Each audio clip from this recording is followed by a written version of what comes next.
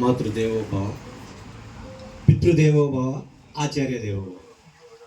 ముందుగా మరి ఈరోజు నేను ఇంత స్థాయికి రావడానికి కారణమైనటువంటి మా అమ్మగారిని మీ అందరికీ ఒకసారి పరిచయం చేస్తాను. అమ్మ ఒక్కసారి లేచి నుంచుంటే ఒకసారి ఈరోజు నేను ఇక్కడ నిలబడటానికి కారణమైనటువంటి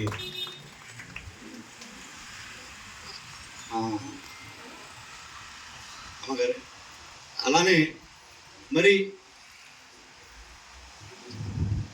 అంతగా కారణం మా అమ్మగారు నేను ఈ స్టేజ్కి రావడానికి ఉన్నటువంటి కారణం. అలానే మరి నేను వేసేటువంటి ప్రతి అడుగులోనూ నా సహధర్మచారి అయినటువంటి నా భార్య నాగరాణిని కూడా ఇక్కడ వేదిక వద్దకు రావాల్సిందిగా ఒకసారి పరిచయం చేస్తాను మీకు. ఎందుకంటే నేను ఇంత స్థాయి కావడానికి కారణం వాళ్ళే. ముందుగా సరే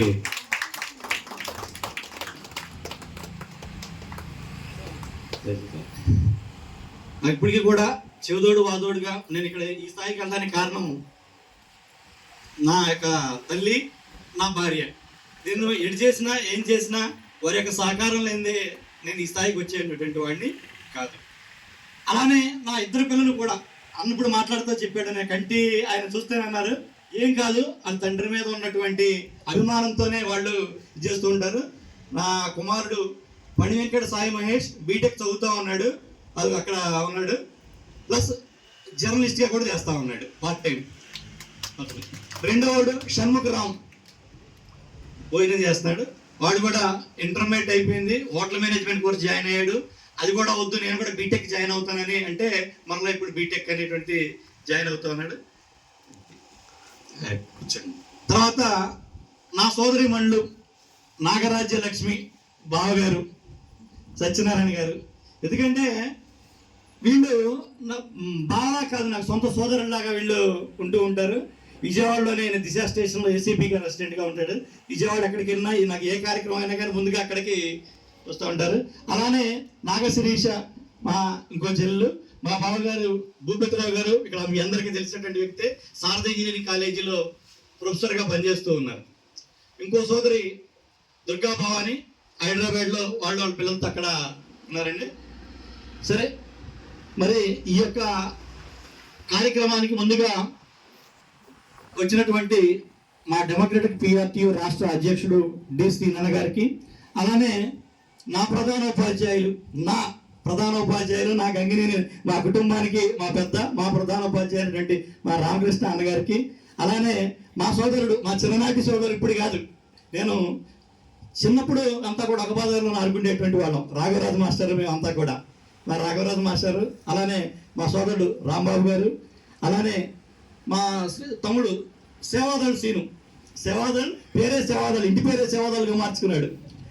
అలానే మరి మా అన్నయ్య నారాయణ అన్న, మాకేంటంటే ఆయన హెచ్ఎం అయినా కానీ మరి ఎంఈఓ అయినా డిఓఈఓ అయినా కానీ మా అందరికీ కూడా కొండూరు మా నారాయణ అన్న మా అన్నయ్య అన్న బావగారికి, ఇక్కడికి వచ్చినటువంటి పెద్దలందరికీ నా హృదయపూర్వకమైనటువంటి నమస్కారాలు.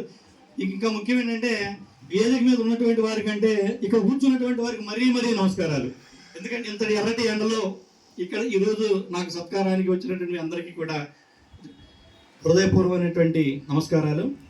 మరి నేను మొట్టమొదటిగా రేపూడి తండాలో జాయిన్ చేయడానికి నేను అక్కడ జాయిన్ అయినప్పుడు ఒక సీనన్న బజాజ్ శతకు 1436 బండి నెంబరు, ఆయన ఆ స్కూటర్ వేసుకొని చిలుకూరు వారు కూడా హై స్కూల్లో పనిచేస్తూ ఉండేవాళ్ళు. అప్పుడు నేను మైలవరంలో ఒక ప్రైవేట్ కాలేజీలో సాంస్క్రిట్ అండ్ తెలుగు లెక్చరర్గా పనిచేస్తూ ఉన్నాను.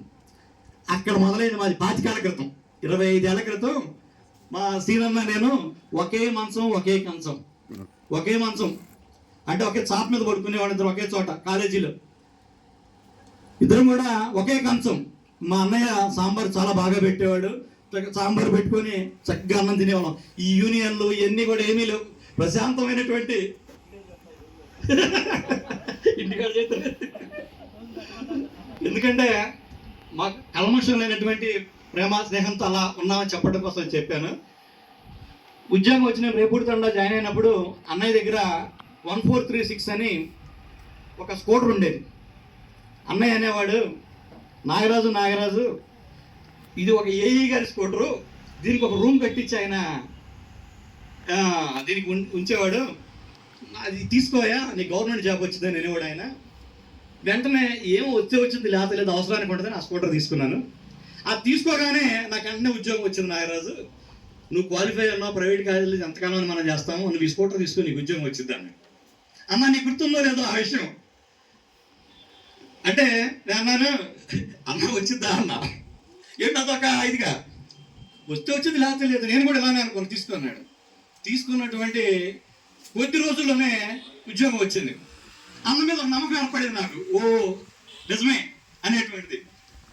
సరే అది అయిపోయింది.